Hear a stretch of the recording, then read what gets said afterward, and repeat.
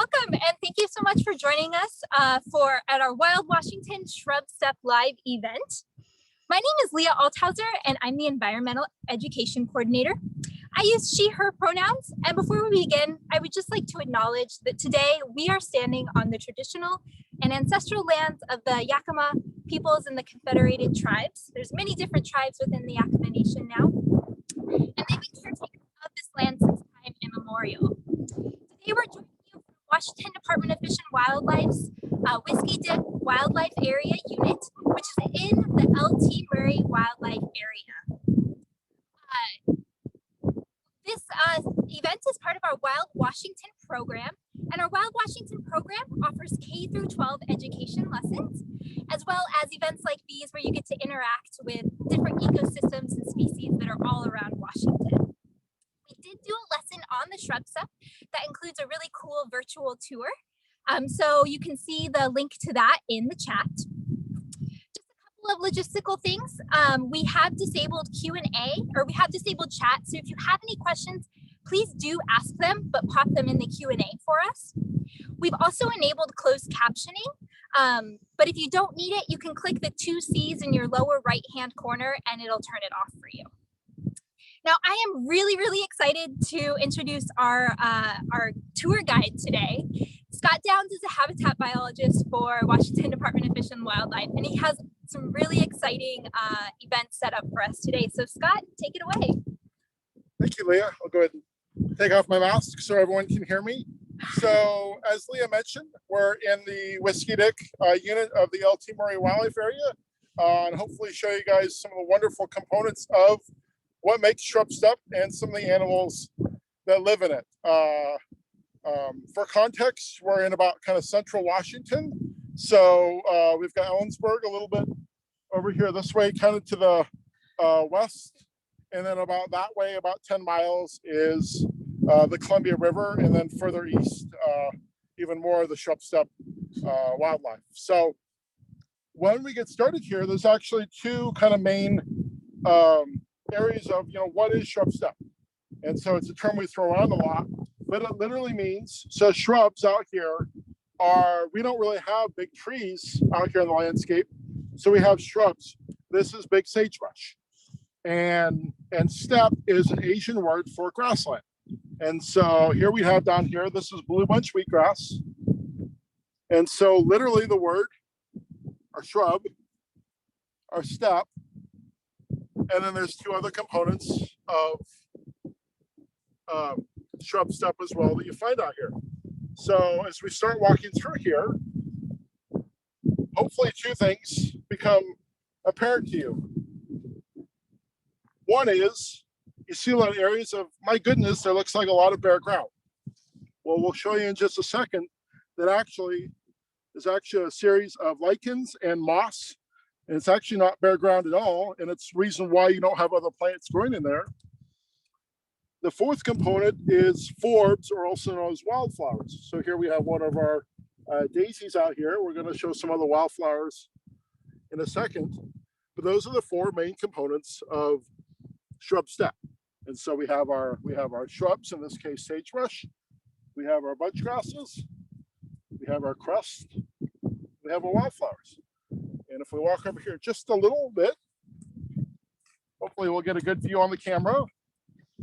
And luckily we had some rain last night. We don't have much rain out here in May, but we can actually see, and it actually got some moisture on it. And hopefully you can actually see the moss and the lichens there. And so all the area here after rains becomes really the kind of, brightens up, and you can actually tell that it's not bare ground at all. And so so even all these, what seems like open areas, are actually living mosses and lichens on top of the soil. And that is really important because it actually helps keep, so we don't get invasive weeds and other things apart. So as we turn behind us, hopefully you can see on the camera that we're going to have a vegetation change here. And so we go from these tall grasses, these taller shrubs, and then if we walk out here, and everything gets even smaller. Well, one way you can actually tell, you can even, I always say you can kind of tell what the soil depth is out here just by looking at the plants.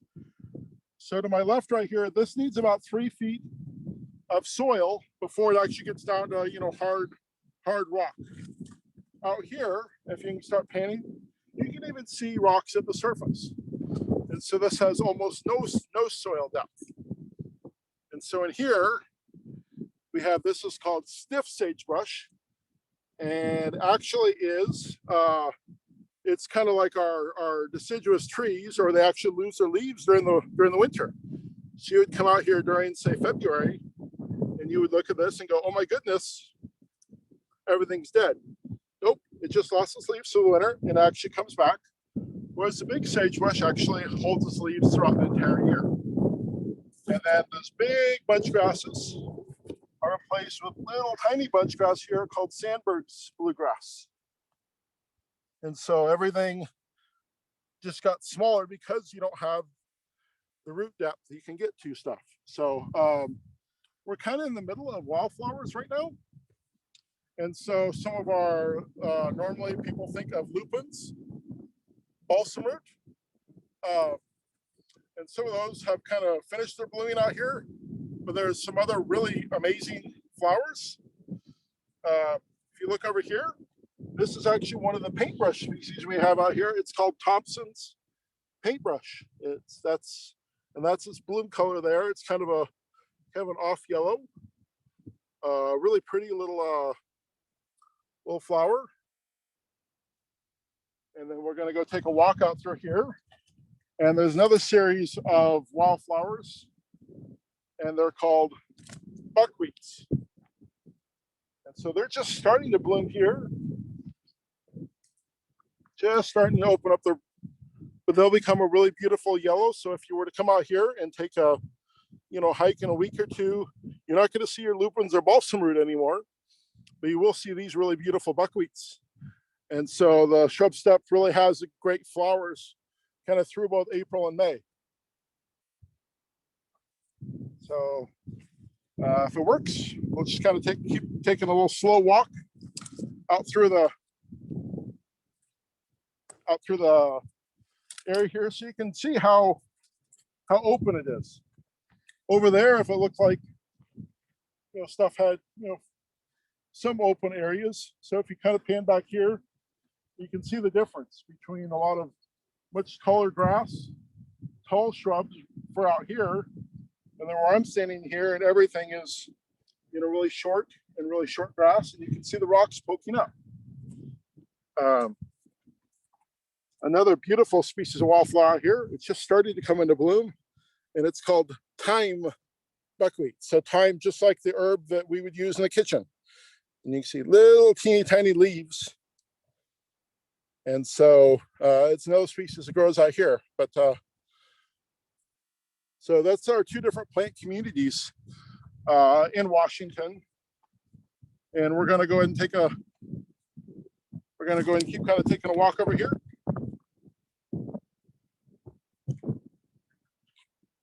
Oh yeah, and here's actually a beautiful neat thing out here. And so the flowers have kind of gone away now, but this is one of our native cactus species. It's sometimes known as snowball cactus or hedgehog cactus. And so you can see there, it would have some beautiful little pink flowers on the top now. They kind of bloom in kind of late April, early May, so we're past that.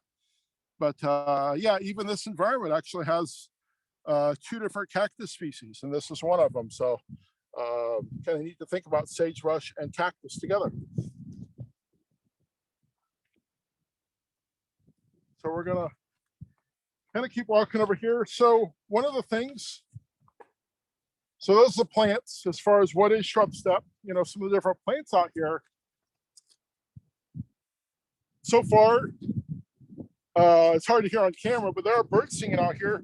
There's an amazing amount of wildlife that live out here in the Shrubsteppe. Unfortunately, a lot of them are not out here right when humans are, but there are little signs. If you look hard enough, you can kind of tell. So if you're walking out here We've got the birds singing. So some of the birds out here. There's a mountain bluebird around us. Beautiful, different bluebird. You may catch a glimpse of it as it goes through the camera. Other birds. Some of our sagebrush sparrow, sage thrashers that only live in the shrub steppe.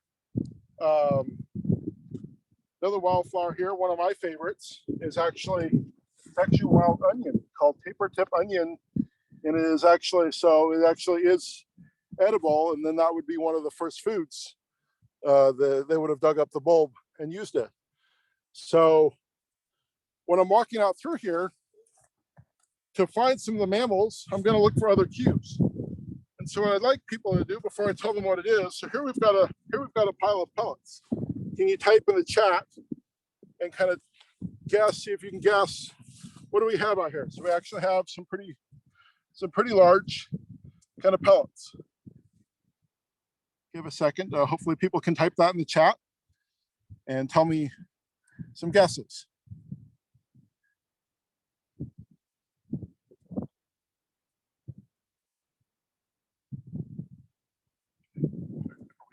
Are we getting any? We have deer. Okay. So I heard one guess of deer. It's close. Even a little bit larger though. So this is actually elk. And so deer would be a little bit small in this. These are very large pellets here. And one of the things how about here is where we're at today, there's herds of several hundred wintering elk.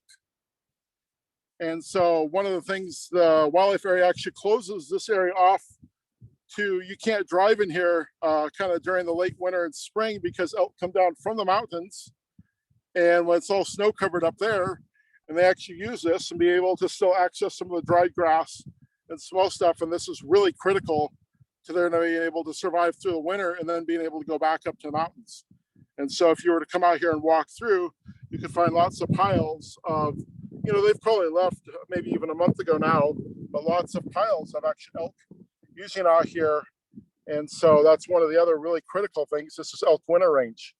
And then if you plane over just a little bit further, I'm gonna be a biologist and kind of crawl through the dirt here for a second. So, but we were noticing this morning, and so we've got some other little pellets here.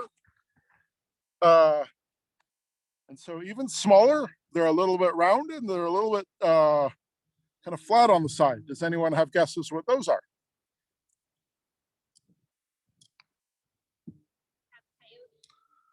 So these are actually from a rabbit, and so small. And one of the ways I can actually know they're jackrabbit is jackrabbit has an interesting way of actually, again, I had a colleague one time that actually said they look like junior mints. And so if people are kind of familiar with what the candy junior mints are, but they're square on the side and then they're round throughout. And so again, we don't see a jackrabbit this morning, but we can know that elk have been here and jackrabbit have been here. So that's really really neat to be able to there's various other mammals that live out through here. We have badgers out here. We have lots of different reptiles, lizards, snakes, and so you may not always see them, but just by looking through some of the holes, some of the droppings, you can kind of get an idea what's out here in addition to the more obvious, like maybe the birds singing or flying over. So you always have to look for cues. As we continue walking here, we're going to go over here, and there's another example here. You can see a lot more elk. And then if you can get the camera down here, you can see there's some holes. So again, these are some of your small mammals where, it's hard to know a bull, a mouse, but other things, again, living out here. So everything kind of gives you a little bit of a cue that, hey, I'm here, even if you don't actually see the animal. One of our last stops before we want to take questions to actually get out here is, unfortunately, we don't have this species living out here anymore, but we used to have the species. And so this is a mounted. And so I wanted to first ask if people kind of know what this bird is before I go into it.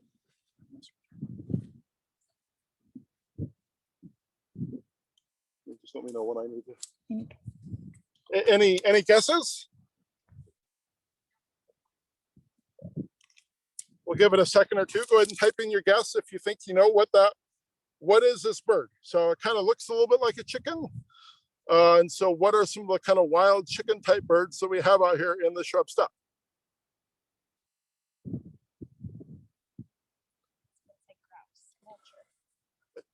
So I hear a guess of grouse, and you're absolutely right. And so this is actually, it's a mounted now, so this isn't a live, but this is a mounted female greater sage-grouse. And so if some people may have heard, but our grouse population is really struggling. In fact, our department had to uplist it to endangered last year because both habitat loss and a lot of the fires. But historically, maybe even 30 or 40 years ago, we would have grouse nesting right here where we're standing today. The closest we have here south now is a little bit south of here down on the training center and north of us up on Douglas County. But this is, so some of the things that grouse actually need. So here we have our female. I believe on the screen is a picture of male sage-grouse. And so a couple of things that they really need is you can kind of see there's a little bit of sagebrush in her beak. So they actually eat sagebrush and then insects as well. And if you imagine here, and so we have some pictures, you can see there. So this is actually of a female, actually on her nest. You can imagine a very big bird. She's pretty obvious if she doesn't actually have some cover. And so again, she's tucked her eggs behind a bunch grass here. And then the female becomes much less obvious when she's sitting down. Here's some of the hatched eggs out of there. And then finally, eventually, if the nest is successful, they'll actually hatch and get little chicks. And then they'll start wandering around the sagebrush out here with mom and start eating all the bugs. And then eventually even the chicks will start eating the sagebrush as well. So that's one of the things, the wonderful part of where we're at today is wonderful condition of, in fact, if we actually had good sage-grouse numbers again, they probably would be nesting out where we're at here today. Oh, and then we actually have a little one of our little caterpillars out here. Like I said, kind of just have to be observant and look for a little wildlife out here. So this is one of our caterpillars' leg, probably actually turned into one of our butterflies later. And so yeah, one of the big, kind of some of the big lessons, if you're going to go out and look for animals in the Shrubsteppe, is one is look down. So if you're in a forest, everything might be above you. If you're down here, so if I stand up, I'm taller than just about everything out here. And so you really want to look down, get down on your hands and knees and explore. And so with that, I think if people have questions, or I can show some more flowers, or what would people like to see? Scott, why don't we ask a few questions? We have some questions coming in, and then if we have time at the end, we can look at more flowers, because it certainly is amazing out here. Perfect, thank you. Okay, our first question is, can you eat Thompson's paintbrush? Not that I'm aware of. I don't believe it's edible. So. Okay, which plants are edible? So one of the ones, so we have some of the ones I am aware of that are edible out here. So like the little wild onion that I showed actually has a bulb there. There's another one out here. I couldn't find it today, but it's called bitterroot. And actually, again, that was another one that native cultures actually dug up and again ate the root.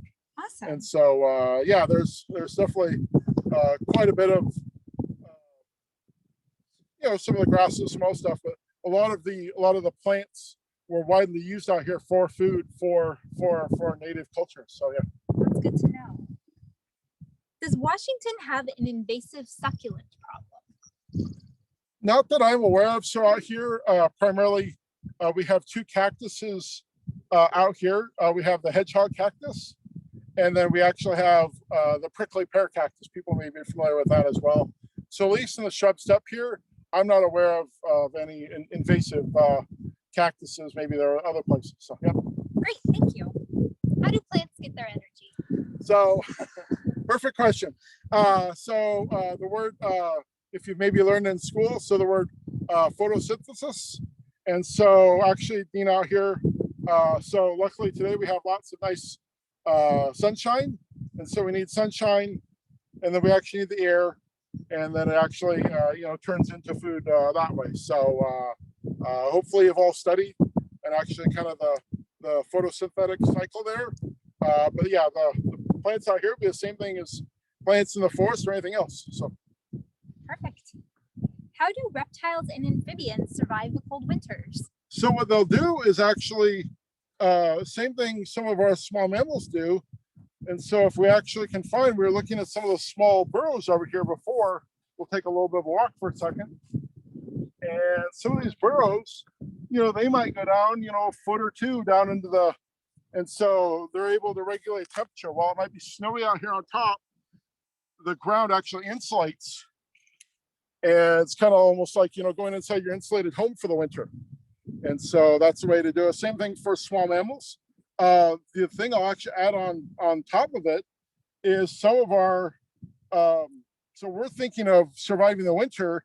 So it can get 110 out here in August. And so they actually use this, both small mammals and reptiles actually use that to go down. It's much cooler underneath ground. You can kind of think of going down to your basement when it's cool. And so they'll actually use that to go down, and because otherwise they wouldn't survive out here if it's 110 degrees and just no water. And it's a very harsh environment out here. So sounds like they have it all figured out. Do we still have scorpions in Washington? I remember seeing blonde ones as a kid. We absolutely do. In fact, sometimes actually coming out here at night, looking around, they're typically during the daytime out here, they're going to hide in holes like this, but there's several species out here in the Shrubsteppe. So, awesome. Yep. So come out with your black light and check Come it out. out here with your black light and hunt around. You may even find some of the other mammals. Jackrabbits are often nocturnal. It's a great time to be out here at night. Absolutely. Awesome. What kind of snakes do we have in this area that are non-venomous? So some of our non-venomous snakes. So so I'll start with venomous first. So we have some stuff like rattlesnake. There's a snake called a night snake out here, which is a little bit less known. It's venomous as well. And actually it's actually most active at night. So non-venomous, there's a species called gopher snake, or people may locally kind of know it as a bull snake. And then just east of here over towards Vantage along the Columbia River is some of the main populations of a really specialized snake in Washington called a striped whip snake. And it's pretty much only found in that very small area of Washington. But that's another one. If you're ever lucky enough to find some stuff south of Vantage, there's some known populations. Awesome. Is sagebrush a producer, a consumer, or a decomposer? So actually sagebrush itself is actually going to be a producer, as far as it's actually producing energy, and then animals actually that's one thing Sage-Grouse is actually doing, that actually eating from and getting the energy and the nutrients from that, and then going through the cycle. So, yep. So Scott, you seem to have a really localized knowledge of the different types of sagebrush and the different types of grasses, but we want to know, why do so many plants in the Shrubsteppe look so similar? So a lot of the reason out here, overall it's a very arid environment. Same thing with a lot of the animals. If you're bright yellow out here, you're going to stand out. If you're some of the wildflowers, maybe there's just not a lot of advantages to being bright pink, bright yellow. It's overall very dry environment. So it's the reason why a lot of the grasses, a lot of the sage actually kind of has a similar to kind of blend in and adapt. So why are there so many wildflowers in the Shrubsteppe then? They stand out. So they need to stand out. There is another ability out here, and we haven't been lucky enough today, but to actually find some of our pollinators. So there's actually an amazing amount of butterflies, bees, etc. And so they actually do need to stand out, similar to if we were to see pollinators anywhere else to actually attract. But yeah, anything else that potentially would say get eaten In fact, actually, we can go over here, and this actually looks like a, one of our little native little insects just popped into here. He's just gone for a second here, but yeah, they want to. So they want to actually attract, your butterflies, your native bumblebees.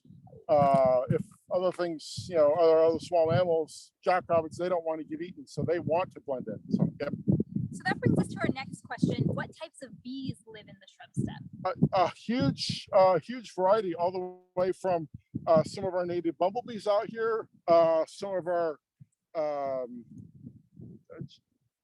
probably actually the amount of diversity of butterflies and bees are actually even bigger than some of our small mammals. Both some of the bumblebees, some of the other, there's many different genera, but some of the bumblebees are maybe some of the more obvious. So yeah. Is this a pheasant hunting area? Yes, I believe we actually do some releases. I don't know if right here at this spot, but here in the Whisky Dick, we do, I think just a little bit further west, we do some releases of pheasants out there. And so then people have, I think a couple times a year, our wildlife staff actually have pheasant releases. So, yep. That's awesome. A guest wants to know how old is the sagebrush that we're standing in? So a lot of the sagebrush, so if we kind of look at the one behind us, probably, and as it starts it's similar to, so if you can think of a big fir tree, and so it's gotten big enough out here, it's actually starting to have, little moss and lichen growing on it, and then starting to even have, dying back. So some of this could easily be 80 to 100 years old. If we have, and then right next to us here, we have just a little denny guy starting. This guy might be only 3 or 4 years old. So how old do they live to be? They can easily live, if there was no fires or anything else, they could easily live over 100 years. Wow. Old. One of the things probably be helpful with that comment is to actually understand some of the fire cycle we have out here. So what we're seeing in here is what Shrubsteppe should do. So if a fire is going to come through here, you can see there's not a lot of fuels. It's going to, it might burn some bunch grass, but then it's going to hit open space and it just can't carry very well. And so we're going to have fires. It might kill a few of the sagebrush, but it's just going to go through. And we often had fires every, 10 to 15 years out here. Now, unfortunately, what we have invasive grass called cheatgrass.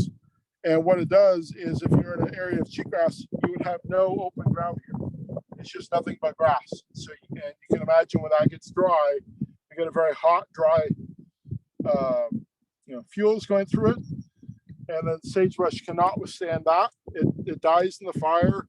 And so pretty much what becomes, if you want to pan out through here and what we would look like, where truly is that sagebrush and bunch grass, it's just grass anymore. And so we lose all of our shrub nesting species. So that brings us to our next question. What are ways that we can protect shrubsteppe habitat? So some of the ways, so the first step is what we wanted to do today out here is you're only going to protect stuff that you actually care about and appreciate. And so one of the first step is to, hopefully through the stuff today, gain an appreciation of, all the little, it's not a desert, it's not a wasteland out here. And so if you appreciate it, then all the way from helping to the legislature actually just sponsored some really good fire recovery money, so we can actually both try to actually get a handle on the bad fires that we're having, and then actually get some sagebrush replanted, and then become an advocate for the sagebrush. If you see some areas that might look like it's going to get destroyed, speak up. If you care about it, go ahead and speak up and fight for something you care about, and then really work and help support both the restoration and kind of getting fire right now is probably our biggest threat. And so just getting some of the fire under control is really important.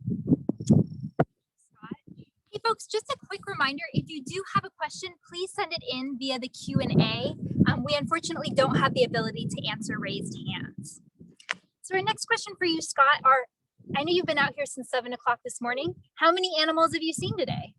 So out here this morning, there's probably like we were getting at, the birds are probably the most obvious. So we've probably seen maybe about a dozen bird species.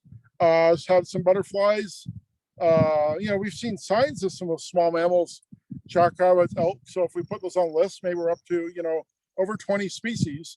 But you kind of have to look for animals announce their presence in different ways. And just for a quick reminder as well, we are at the Whisky Wildlife Area Unit within the LT Murray Wildlife Area. So our next question are, I've noticed that there's wind turbines around you. Are the wind turbines affecting the sage-grouse populations?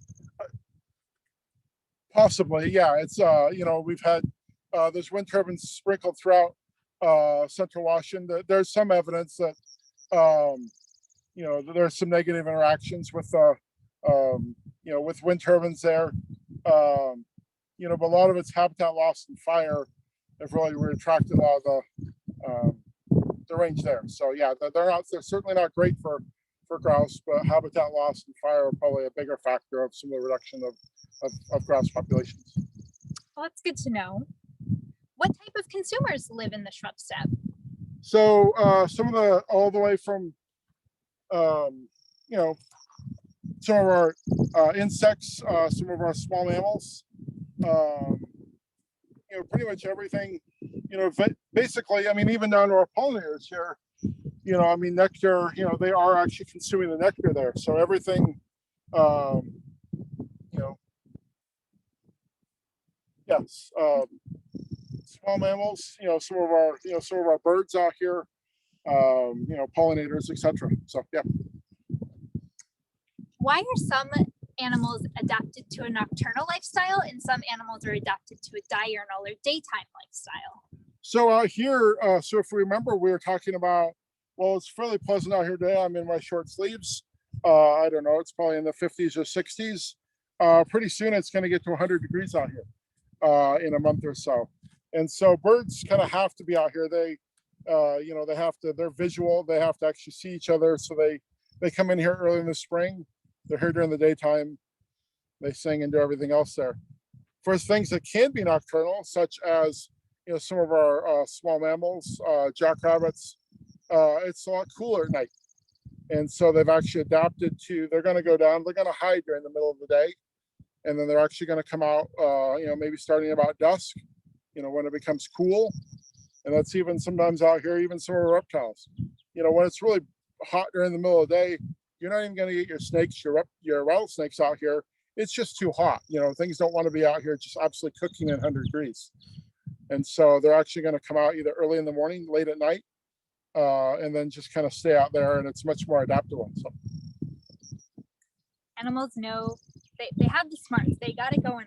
They absolutely do. Yeah, and that's one of the things that every species has adapted to being out here. That's the reason why we have species that are out here have adaptations that species out here in the forest, or if you were to go up to Mount Rainier, have different because they've adapted to their ecosystem. Absolutely. What is your favorite field guide to plants of the Shrubsteppe? So one of the favorite field guides is there's actually a book called Sagebrush Country. And I forget the author for a second, but if you were to kind of Google up and type in Sagebrush Country, and it is just a field guide to the actual wildflowers and plants of the Shrubsteppe itself. Perfect. Are there any other invasive plants besides cheatgrass? Yeah, there's a whole suite of them. Cheatgrass is the most obvious, but there is some of the different. There's some of the tumbleweeds. Probably 15 or 20 different ones, but cheatgrass is, and they're all kind of in that same annual plant community. Cheatgrass is the most obvious and probably the biggest threat. So you and I are out here and we are exploring wildflowers. We're doing some bird viewing, but what are some other activities that people could do if they wanted to visit this wildlife area? So you can come out here. We would ask that we have what's called a green dot road system. We would ask that if you're going to drive your vehicle, you go ahead and actually stay on those little white symbols, and they've got a little green dot at the top. And so you can come out here, you can drive through the area. Other if you want to just go for a hike, you know, we're out here off the trail. You come out here, you can walk through the sagebrush. You know, different areas are allowed to. You can mountain bike. You know, certainly areas that are open to hunting. There's not a lot of water out here, so there's not a lot of fishing opportunities. But there are areas, you know, along some of the other areas that have open water that are open to fishing. But yeah, a whole suite of, you know, different people ride their horses. A whole suite of recreation opportunities. Come out here and enjoy the Shrubsteppe. Scott, I'm really excited because our viewers can hear the birds that we're hearing, and they would like to know, what bird are we hearing? So we'll pause for a second, and so I'm going to kind of describe the birds. But that's awesome that we can hear them. If you can hear a kind of a buzzy, yep. So right there, kind of a buzzy sound. That's a little small brown bird called a brewer's sparrow. Occasionally you might hear there's a pair of mountain bluebirds behind us. Actually, if you want to go ahead and pan the camera, you can actually see there's the box there, and the male is just to the right of the box. And so occasionally you can kind of hear them.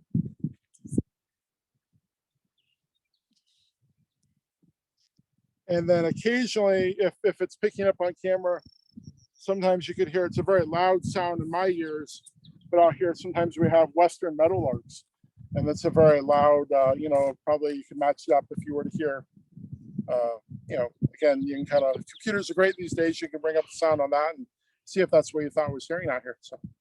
All right, let's answer one more question, and then let's do a little bit more of exploring. I'm not sure if we got to see the cool crust, did we? Perfect. We did, but we absolutely, let's look at some more. I love the cryptographic crust. To invoke successional stages of Shrubsteppe, isn't fire necessary for the ecosystem? It absolutely is. And so that's what I was mentioning. You know, fire is a natural part of the area out here. And again, if we have the open areas out here, fire is beneficial. It kind of restarts, you know, some of the sagebrush. It's kind of near the end of its life. So if we walk over here, you know, say maybe we've got this one that it's getting towards the end of its life, and it might burn up in a fire, and it actually starts the process over again. But it's not going to kill every sagebrush out here. Unfortunately, now what we have, and again, cheatgrass is a major part of that.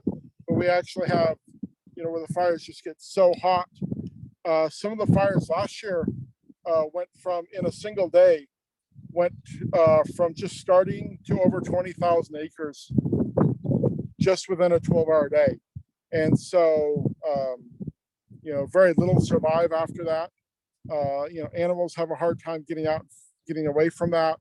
And so what we want to get back to is a healthy, natural fire cycle here, or having kind of, normally fire would kind of creep through. Maybe the flame lengths really wouldn't get much higher than, say, my knees here, and just kind of creep through, you know, burn off some of stuff, reset the cycle, and it does great.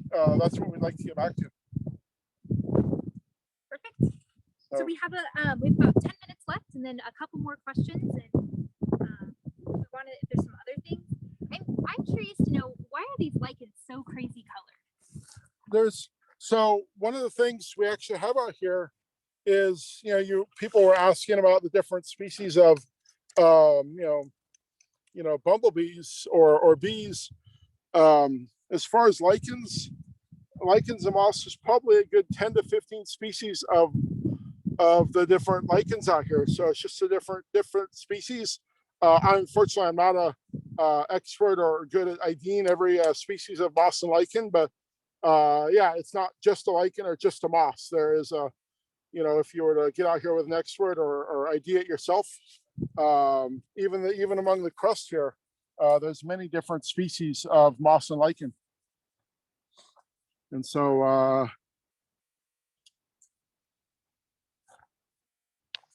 one of the other things that we can see in here, it's actually really beneficial to some of our wildlife, is normally sagebrush, you kind of notice out here, well, some of it does get tall. A lot of it, you know, only getting 2 or 3 feet above the ground here.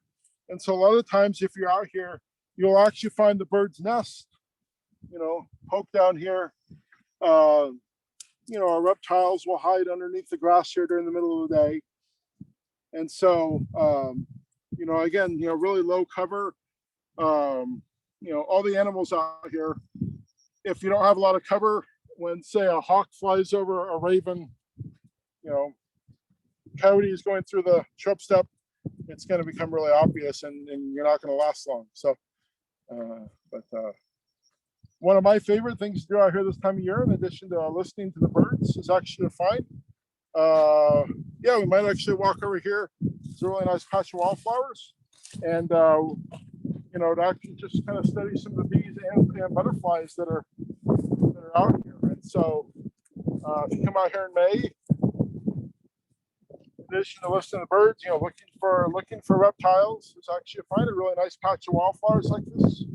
So we've got our this is called linear leaved daisy, and just kind of see, if you can find, different species of bees, different species of butterflies, on here.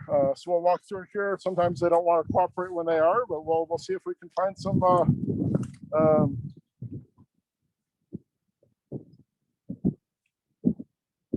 I'm not seeing any right now, but it's a wonderful thing if you want to actually. A lot of our butterflies and native bees, really love these wildflowers here. It's a plant. The genus is Crepus, Crepis, and so again, just kind of looking through, and one of the things that's really important to emphasize out here is we do have it. Want to come over here? There's actually, I don't know if stay for us, actually is a little butterfly. See here on film. It's called a little fritillary. And it's kind of right again, just like I was saying, it's right on top of those little wildflowers there. And so one of the really neat things out here is when you add in all the butterflies and all the native bees and small mammals and the birds and the plants, the diversity out here is incredible. So a lot of people just think that, oh, it's just sagebrush. We probably could make a list if we were to spend the entire day out here right now. We could probably make a biodiversity list of probably over 80 things. So just the biodiversity out here. So just come out here, prepare to spend some time, get down on your hands and knees and explore. And just the amount of kind of wonders that you'll discover out here is really incredible. But yeah, you got to get low, and you actually got to kind of, forest, you often look up, sagebrush, you look down low. So one of the things that you could do is you could actually have a BioBlitz out here at this wildlife unit or another wildlife unit. And so a BioBlitz is when you go out and you try to count as many species as you can. And using cool things, cool technology like iNaturalist, it can help you identify it. And it's just a really great way to get to know your Shrubsteppe environment or forest environment or wherever you live. And I think we have something exciting. Oh, perfect. Thank you. So yeah, my habitat colleague, Elizabeth, actually was able to find, again, just different ways you can look. So, we didn't find a live, so this is likely probably from one of our vole species of small mammal. But again, this is a skeleton out here. So you don't always see the live animal, but between holes, skeletons, droppings, there's other cues of what species live out here. So thank you. It's really incredible there. So yeah, you can see the small little front teeth, the little back teeth, if that's very small. And so they actually will eat on their, voles or, similar to rodents, kind of similar to mice. And so they actually eat on some of the grass here and small stuff. And then they live in some of the holes. So that is, that's one of the main things. It's just, you can't really explore just by driving through here quickly. You got to get out, you got to get down, and at all times of day, you're going to find different things at night, like we're saying, scorpions.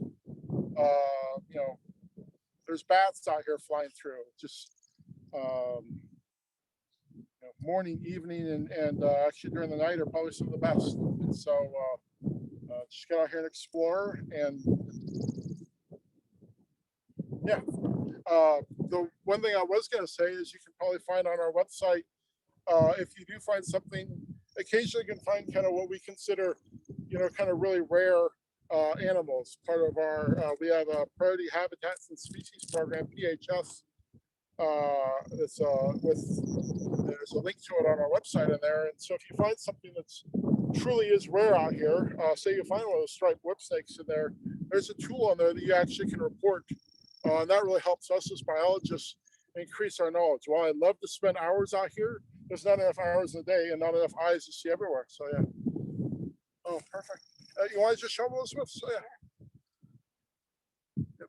And so yeah, there's actually one of our butterfly wings again, probably from our fritillary. So and so again, just just a matter of getting out here, exploring and taking your time. Plan an entire day out here. Start in the morning, you bring a lunch, and just go through the different habitats. There really isn't a bad. I mean, you can come out here even during the fall. There's different animals. The most activity is kind of your March through May. So we're out here in late May. But yeah, just come out here and just explore and take notes. Yeah, and I think we're certainly interested if you find something. Various of our contacts are on our Shrubsteppe webpage, and we absolutely love to hear about your experiences. So. I think something else that's really neat to know is that we're not on a specific hiking trail right now. We just sort of walked off into the Shrubsteppe, and sort of hiking trails are good to stay on, especially if you have pets. And in areas that ask you to stay on the trails. But in areas where you're allowed to go off the trails, that's when you can sort of get to explore. It's really important that you're mindful, though, of the environment that you're in. I always like to say plants grow by the inch and die by the foot. So be really careful of what you're walking on. Scott, we had another question. We have a few more and then we'll wrap up. Do you have to be careful of ticks when you're here in the Shrubsteppe? Yeah, absolutely do. And so I would say primarily, again, ticks are kind of similar to our other species. They don't do very well out here in the heat. So if you were to come out here in August, probably less careful. But when we're out here today, I will certainly check myself for ticks at the end. They come out here in kind of April, May periods. So a couple of good techniques, or you can either just check yourself, or again, you can kind of come out here and kind of tuck your pant leg into your boot. And but yeah, ticks certainly can be out here, but yeah, just check yourself. They shouldn't be afraid of them. Just kind of check yourself, and then you should be okay. And find one crawling on you, obviously take it off. So what is your favorite seasonal vegetation, and where do you go to find it? So one of my seasonal vegetation and where to find it, we're standing in it. So while I love all habitats, kind of April and May and the Shrubsteppe, again, just the biodiversity out here. In fact, literally, this is the area that I did my master's in at Central Washington University about 20 years ago. So got introduced, 20 plus years ago to this habitat, and just it's amazing to come out here and you find something. I mean, like I said, even the stuff that we're finding here, like little skulls. No visit's ever going to be the same. So just come out here and explore, and you're gonna see it. Find a new animal burrow. Just you could do it 100 times, and you'll still be learning stuff. So Scott, you get to study the Shrubsteppe for a living. You get to come out here and you get to spend a lot of time out here getting to intimately know the different plants and the animals. If a student was interested in a career like yours, what skills or experiences would they need? And can you tell us a little bit about your journey to becoming a habitat biologist? Absolutely. So one of the main things is, diversity, again, even in your studies is really good. So even way back starting in high school, actually just taking various, I use math in my job. I use biology. I actually use computers and GIS. And so just taking various ones, going to a college that has a really good kind of a, natural, zoology. I went to the University of Washington, but all Central Washington here has an excellent biology program here in Ellensburg. And then a lot of us to actually get to the jobs we're at today do actually go into graduate studies. So that's a master's degree. It's not a requirement, but it definitely will help you get your kind of further your education. And And then during a master's degree, that's actually what you do, is actually get out here. And I had picked to actually study species out here in the Shrubsteppe, and then kind of, learn how to do your own research. So after you get done with school, the path that, we have done is just experience, any experience you can, even if it's volunteer, seasonal, just get more experience, and that'll really help you in your career, because employers are really looking for, not just something you learned in school, but actually, there's lots of different seasonal jobs with Washington Department of Fish and Wildlife. Other entities around are always looking for, and so even during college, just get the most experience you can. Scott, thank you so much for joining us today. This has been an absolute charm. I've learned so much today, and I hope that folks at home have as well. I hope that everyone has a great day, and I hope you can get out and explore the Shrubsteppe really soon.